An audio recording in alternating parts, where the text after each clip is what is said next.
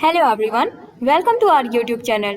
Friends, इससे पहले हम लोग निर्देशन परामर्श के बारे में पढ़ चुके हैं, जिसमें हमने निर्देशन परामर्श का अर्थ, उसकी विशेषता, उसकी अवधारणाएं, गुण, दोष, इन सभी के बारे में पढ़ चुके हैं। आज हम निर्देशीय परामर्श का सोपान देखेंगे, स्टेप्स इन डायरेक्टिव काउंसलिंग। तो पढ़ते हैं अपने निर्देशन परामर्श के सोपान को। तो पहला स्टेप है हमारा विश्लेषण, एनालिसिस। तो फ्रेंड्स, विश्लेषण मतलब होता है कि जानकारी को अलग अलग तरीके से इकट्ठा करना। ठीक है, इसमें क्या होता है, इसमें व्यक्ति के बारे में जानकारी को संग्रह किया जाता है। जैसे कि हम इसका इकट्ठा करना हम अलग अलग तरीके से कर सकते हैं। किसी भी व्यक्ति की जानकारी लेनी है तो उसके परिवार के सदस्यों से लेंगे, उसके दोस्तों से बातचीत करके, इन सभी के माध्यम से हम उसकी जानकारी को इकट्ठा करेंगे। तो विश्लेषण के अंतर्गत उपभोक्ता के बारे में सही सूचनाएं विभिन्न माध्यम से इकट्ठा किए जाते हैं, जिन्हें एक सत्य और विश्वसनीय आधार के रूप में परामर्श प्रक्रिया में प्रयुक्त किया जा सकता है। सभी तथ्यों एवं आंकड़ों को एकत्रित करने के लिए कैसे हिस्ट्री विधि का प्रयोग किया जाता है, ये सारी चीजें हम विश्लेषण में देखते हैं।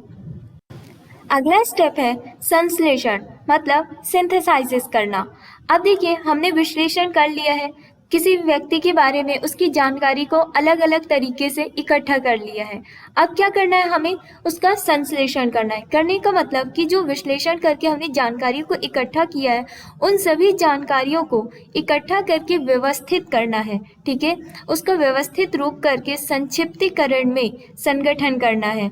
उससे हमें ये पता चलेगा कि विद्यार्थी के गुण के बारे में पता चलेगा, उसकी कमजोरियां, उसकी ताकत, उसकी न्यूनताओं, समायोजन और कुसमायोजन के बारे में पता चलेगा।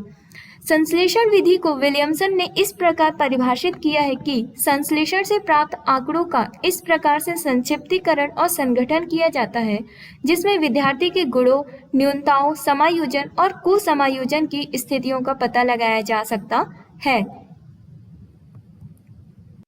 अब अगला स्टेप है निदान, मतलब डायग्नोसिस। देखिए, हमने विश्लेषण कर लिया, मतलब जानकारियों को इकट्ठा कर लिया। अब उन जानकारियों को व्यवस्थित रूप से इकट्ठा करने के बाद हमने छात्र के गुण और दोष के बारे में जान लिया। अब क्या करेंगे, हम निदान करेंगे, मतलब उस छात्र की समस्याओं के बारे में जानेंगे कि आखिर उसे क्या दिक्कत है, कहाँ पे दिक्कतें आ रही हैं।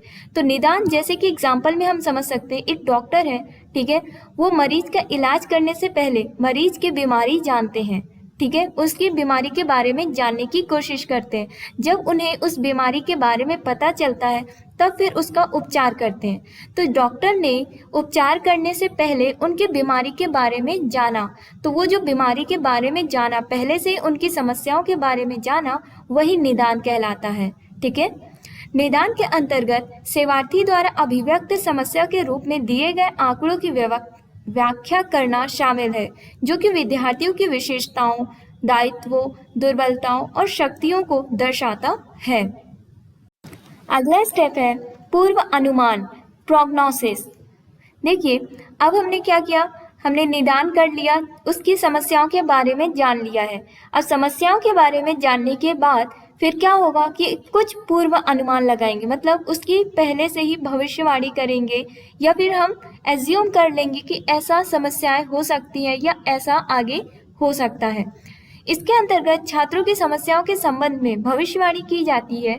यह सोपान निदान का अंग भी हो सकता है तथा अलग से सोपान भी हो सकता है।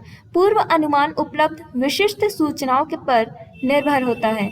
यह प्रार्थी एवं परामर्शदाता के मध्य सहयोग के रूप में चलने वाली प्रक्रिया है।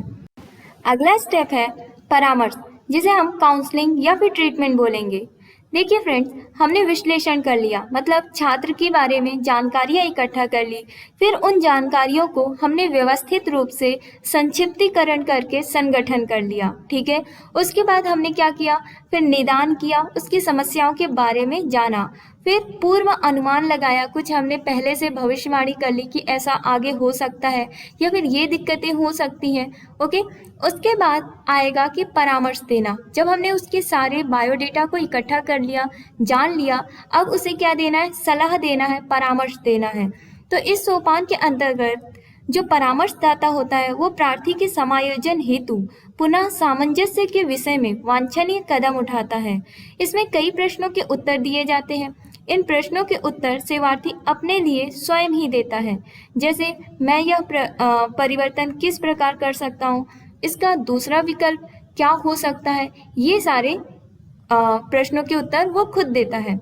देखिए यहाँ पे क्या होता है, जो परामर्श व्यक्ति को उसकी समस्या के संबंध में समायोजन और पुनः समायोजन लाने के लिए है। परामर्श के दौरान व्यक्ति के दृष्टिकोण और रुचि पर विचार किया जाता है।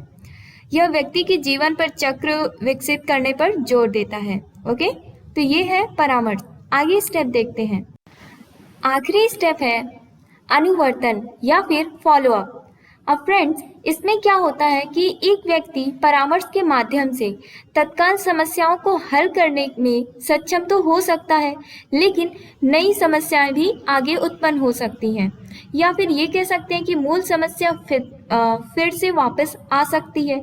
इसलिए जो ग्राहक है या फिर जो भी करता है व्यक्ति है, उसे ज़रूरत है कि अभी वो इन स्टेप्स को फॉलो करे जो परामर्शदाता ने जो सलाह दिया है। ठीक है, तो इस सोपान के अंतर्गत परामर्श प्रक्रिया की प्रभावशीलता का मूल्यांकन किया जाता है। तो फ्रेंड्स, ये था हमारा निर्देशन परामर्श के स्टेप्स।